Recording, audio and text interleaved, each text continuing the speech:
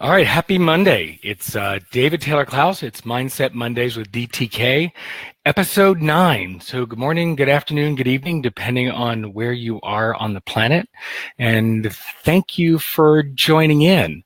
I'm off a weekend of a phenomenal leadership experience, the Coactive Leadership Experience here in Atlanta, with a powerful group of amazing souls and huge amount of learning. My molecules are still swirling, trying to figure out how I'm going to integrate what I brought home from it. So today we're going to roll and see how much of that stuff pours in from this weekend.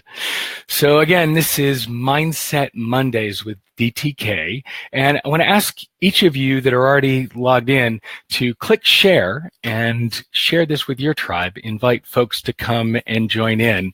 More folks we have, the more conversation we have available, both on the live broadcast and during the week in between. So always love to have new voices in the mix. And again, so why are we here? So the favorite piece of this is Mindset Mondays is a year-long series, and it's designed for folks who have a growth mindset or would like to have a growth mindset, to have a playground, to look at new ideas, new concepts, and new mindsets. So again, spread the word, share with your people, and let's see where the conversation goes. All right, so today's quote. Completely simple idea. Mistakes don't matter. Your mindset does. 6 simple words. And I think, I'm hammering the idea of how simple this is for a reason. Einstein said, if you can't explain it simply, you don't understand it well enough. And so whether or not that's actually an Einstein quote or we just attribute it to him so it sounds good, ideas for things to be simple so we understand it, regardless of how deep the rabbit hole goes behind it. Catching the simple concept is so important. And bottom line, Hemal Radia says, mistakes don't matter, your mindset does. And I love this one because it's the difference between framing yourself as a failure or looking for the opportunity in the learning, and it makes a phenomenal difference. And let me tie it back to a personal story. So 1990, I was actually engaged before being married this time. And what I realized looking back is, wow, clearly that relationship did not succeed and become a long-term marriage. I have 2 choices in the way I look back and frame that. I can look at it as I am a failure at relationships. So I can look at that as I'm a failure at relationships and frame the rest of my future experience based on the idea that I'm a failure at relationships. And we already know that once we come up with a truth or a belief, we then move forward and collect evidence to support it. And that would leave me in a very different situation. I look at the picture of my kids, and they wouldn't be here if that was the mindset that I chose. Instead, I failed in that relationship. And that's a very different piece. I'm not a failure. I failed in that relationship. And that leaves the opening for something different. It's not allowing what's happened up until now to define from now on. It's allowing me to choose a mindset, a perspective, a view of a situation and learn from it. My friend Eric had a card on his refrigerator years ago at a New Year's party that said, "Make every mistake a new one." Well, thank God. I mean, you make a mistake, you learn from it, and you don't have to make that mistake again. Yes, there are mistakes that we all make over and over again, and we make them until we learn something from it or change the mindset we hold around it. So again, this is as simple as when there's a mistake, a failure at something, do you say, I am a failure, or I failed at that? The freedom, the grace, the forgiveness, the self-forgiveness that comes from saying, I failed at, right? Or I made a mistake with, not I am a failure.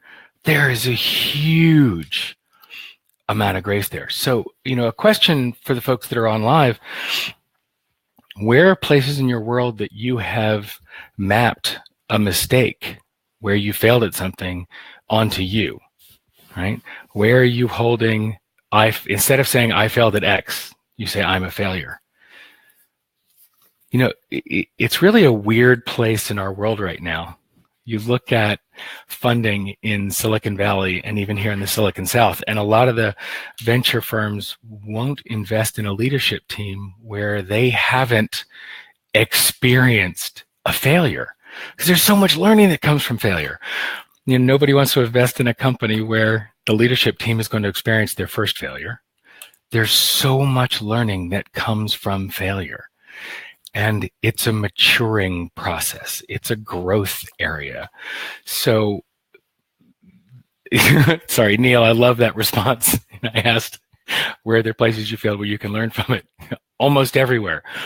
And I love the playfulness in that, because God knows you guys have seen me. I love humor. This is the playground. Where have you failed, right? And are choosing to learn from it or not? Agata says, success is not final and failure is not fatal. It's the courage to continue that counts. Absolutely. What was it? Churchill's other quote, again, falsely attributed to him, but brilliant, that success is moving from failure to failure with no apparent loss of enthusiasm. And yes, there are not a lot of failures or mistakes that kill us. So it's always an opportunity to learn.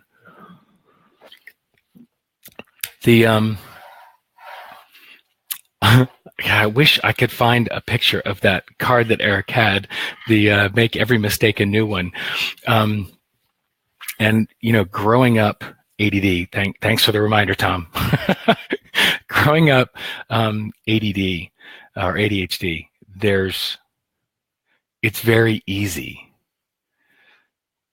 to see just the failures, all the mistakes, all the shortcomings. If I got one more report card that said, if David could just live up to his potential, or the teacher that said to our eldest when she was in 7th grade, if you could just focus for 5 minutes, you'd get this. It's sort of like saying, if you could just be taller, you could reach the top shelf. And I think instead of pointing to the failures and amplifying the failures, there's such an opportunity to focus on the strengths and the successes and the learning that comes from the failure. And there's such a craving and a longing for a cultural shift where instead of mapping a mistake onto the person, you see the mistake as the opportunity for the learning. Yeah, brave Dan. Failed in some promises to wife and children. And God, being willing to declare that is powerful, Dan. And being able to declare the mistake to the people involved in the mistake that was made, in the failure that was made. And before you can even ask somebody else for forgiveness, you kind of got to look internally for that self-forgiveness. That there's so much grace there, right? There's so much opportunity to say, God, reframe it. I'm not a failure. I just failed. I'm not a failure. I screwed up, right? And the opportunity is to make it right. A lot of times we talk about with accountability, when a direct report or our colleague makes a mistake, it's being able to help them acknowledge what was supposed to happen, the gap between that and what actually happened. And then what are we going to do to make it right now? And then how do we keep it from happening again? There's the opportunity to shift out of the blame and the shame and into the learning. Now, don't get me wrong. I am accomplished, damn near professional at pointing the finger at myself and beating myself over the head for the mistake. And no, I'm not. This is a lot of this is also physician heal thyself. I'm not expert at making each mistake a new one. What I know is that I spend much more time in that mindset now. What's the learning here? I still do the beating up. I still do the self-flogging. I still blame. The success for me here is shortening the time that I flog myself and beat myself up. And the opportunity for all of you this week and going forward is to practice giving yourself a break. Stop picking up the billy club and beating yourself up, and occasionally pick up the back scratcher and look for the chance to learn something instead of being a jerk. I mean, if anybody talked to your kids or your loved ones the way you talk to yourself, how would you react? What would you do? And yet you keep talking to yourself that way. So again, playground here is mistakes don't matter, your mindset does. Now, and thank you, Esther. Let me roll back, because mistake and a failure, yeah, I am sort of looping those together and using them synonymously, because when we make a mistake at something, we often, yes, they are different words. Not every mistake is a failure. And yet I use them synonymously here to get to the point of making it, not mapping a mistake or any failure onto your being a failure. We are whole, right? Yet we have broken behaviors. And so this is the opportunity to play with both concepts. So although I use them synonymously, there is a distinction. The learning here is, wow, where's the learning, not where's the blame?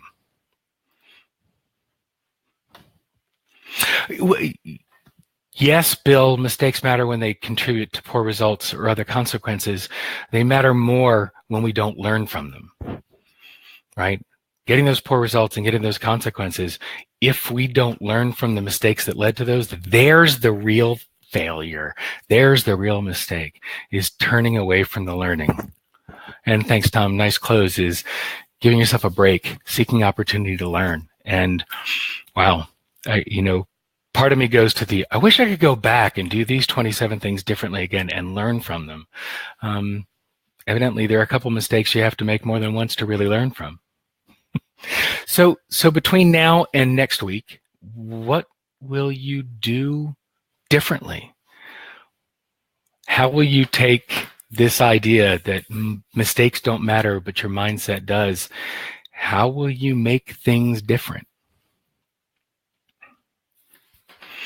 And as you noodle on that, and as you play with it, and as you come to the Facebook group to share your thoughts on it and invite colleagues and friends to come and share as well, really want to expand the opportunity for conversation, both on the live broadcast and in the Facebook group.